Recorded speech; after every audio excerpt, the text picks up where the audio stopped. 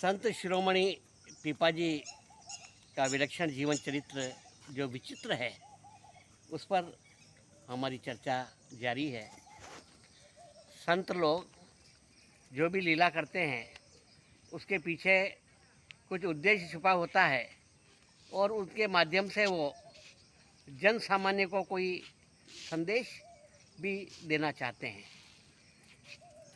मनुष्य का धन यदि पुण्य कार्यों में लग जाए तो उससे उसके मन का विकार समाप्त हो जाता है और उसकी बुद्धि भी निर्मल हो जाती है। जब टोडे के राजा सूर्यमल सेन जी संत पीपाजी के भक्त बन गए और उन्हें ही अपना सर्वस्व मानने लगे, अपना गुरु मान लिया, तब वहाँ पे जो दरबार में चापलूस दरबारी थे, उनको ये बात रास नहीं आई और वो किसी भी तरह से संत पीपाजी को नीचा दिखाने का प्रयास करने लगे, ऐसे उपाय करने लगे। एक बार टोडा में एक बेरों का बहुत बड़ा व्यापारी आया और उसने राजसभा में जाकर अपनी इच्छा जाहिर की कि मुझे प्रचुर संख्या में बेल खरीदना है। तब दरबारियों ने पीपाजी को नीचा दिखाने की दृष्टि से कि बेलों का तो बहुत बड़ा व्यापारी है कि यहाँ टोडा गांव के बाहर नदी के किनारे एक कुटिया बना के रहता है, उसके पास बहुत सारे बेल हैं, आप जाके वहाँ खरीद लीजिए। तो वो व्यापारी अपना घोड़ा लेकर के वहाँ गया। पहले के ज़माने में घोड़े के ऊपर सोने की मोहरें लेकर के दोनों तरफ पलानी लगी हुई रहती थी घोड़े पर, जिसके अंदर तोबरे लटके रहते थे, उसे तोबरा बोलते हैं, जिसके अंदर मोहरें भरी रहती थी। तो 2 तोबरे भर के मोहरें उसने पीपाजी के सामने रखी कि आप बहुत बड़े बेलों के व्यापारी हैं और मुझे बेल खरीदना है, ये धन मैं आपको अग्रिम दे रहा हूँ और मुझे आप बेल दीजिए। तब पीपाजी सब समझ गए कि ये किसी की चाल है जो मुझे नीचा दिखाना चाहता है और मुझे बेलों का व्यापारी बताया है। तो उसने कहा ठीक है, आपको जितने चाहिए बेल में दे दूँगा, पर अभी सब बेल मेरे जंगल में चरने के लिए गए हैं, आप कल दोपहर में आकर के सब अपने बेल ले जाइए, जितने बेल चाहिए आपको मिल जाएंगे। वह धन दे करके चला गया। अगले दिन सुबह में पीपाजी ने उस धन से सभी संतों को बुलाया और भंडारा कर दिया और भोजन बनवा करके भोग लगा करके सब संतों की पंगत लगा दी। दोपहर में वह व्यापारी उनके पास में आया, उन्होंने कहा मैं आपको धन दे करके गया था, मुझे बेल चाहिए, मेरे बेल दीजिए।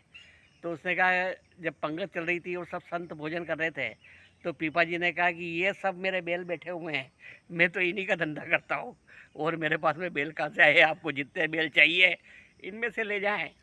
तो उस व्यक्ति का धन पुण्य कार्य में लग गया था, इससे उसके मन के विकार समाप्त हो गए और उसकी बुद्धि निर्मल हो गई। तो उसने कहा, अरे मेरा धन आज दिन तक मैं क्यों सा व्यापार कर रहा था, मुझे तो ये व्यापार करना चाहिए, संतों की सेवा में पैसा लगाना चाहिए। तो वो फिर बाजार में गया और वहाँ पे थान खरीद करके लाया धोती के और सभी संतों को कपड़े भेंट किए।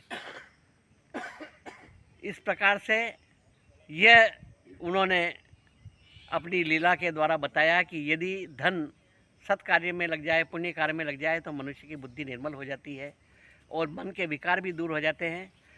और तब और महिमा पीपाजी की राज्यसभा में बढ़ गई और उन्हें निर्णय के लिए बुलाया जाने लगा। किसी भी काम का वाद का फैसला करना होता तो पीपाजी को बुलाया जाता था। तो एक दिन पीपाजी राज्यसभा में किसी वाद का फैसला करने के लिए गए, पीछे से उनके घर में संत आ गए। अब ये तो अपरिग्रही थे, कभी भी कोई पैसा बचा के नहीं रखते थे, तो उनके घर में कुछ भी नहीं था। उनकी पत्नी थी सीता सहचरी, उसने देखा कि घर में तो कुछ है नहीं और संत इतनी मात्रा में आ गए, इनको भोजन कैसे करवाया जाए। तब उसने कहा बाज़ार से उधार ले आना चाहिए। तो वो बाज़ार में गई, एक किराना व्यापारी की दुकान पर गई और उसने कहा मेरे यहाँ पे कुछ मेहमान आए हैं तो मुझे कुछ सामान की आवश्यकता है, सीधा सामान की, तो आप उधार दे दीजिए, बाद में आपको पैसे दे देंगे। तो उसने कहा पैसा देने की कोई ज़रूरत नहीं है, आप तो जितना चाहिए उतना सामान ले जाइए और रात को मेरे घर पे आ जाइए, एक रात मेरे साथ में रहिए। तो उसने तो संतों की सेवा करनी थी, तो उसने सीता सहचरी जी ने मौन स्वीकृति दे दी, घर पे आ गई और सीधा सामान से भोग बनवाया और भोग लगवा के सब संतों को जब भोजन हो रहा था, उसी समय पीपा जी घर पे आ गए। तब उन्होंने देखा संत भोजन कर रहे हैं, तो ये सब पैसा इतना सारा कहाँ से आया, सामान कहाँ से आया। तब उसने सीता सचेती जी से पूछा कि ये सब कहाँ से लाए हो। तो कि मैं लाई तो हूँ, बाज़ार से उधार लाई हूँ, परंतु उस व्यापारी ने मुझे रात को आने के लिए कहा है। तो उसने कहा कोई बात नहीं। शाम को पीपा जी अपनी पत्नी को कंधे पर बिठा करके, क्योंकि पानी आ रहा था और रास्ते में कीचड़ था, तो अपने कंधे पर बिठा कर उस व्यापारी के यहाँ ले गए और दुकानदार के यहाँ पे घर पे उतार दी। दुकानदार के जब घर में वो गई सीता सचरी जी, तब दुकानदारी का जो पैसा था वो पुण्य कार्य में लग चुका था, इसलिए उसकी बुद्धि निर्मल हो चुकी थी और विकार समाप्त हो गए। तो उसकी दृष्टि उसके चेहरे पर नहीं पड़ते हुए उसके पाँव की ओर गई। और उसको आश्चर्य हुआ, पानी बरस रहा, कीचड़ है ना, आपके पाँव बिल्कुल धुले हुए निर्मल है, आप आई कैसे? क्योंकि मेरा पति मुझे कंधे पर बिठा के लाया है आपको समर्पित करने के लिए। तो वो चरणों में गिर पड़ा कि आपके पति कहाँ हैं? तो बाहर हैं। तो वो गया और दोनों पति पत्नी को प्रणाम किया और उसका शिष्य बन गया। और यह दृष्टांत ये दिखाता है कि यदि किसी व्यक्ति का धन पुण्य कार्य में लग जाए तो उसकी बुद्धि निर्मल हो जाती है, उसके मन के विकार समाप्त हो जाते हैं।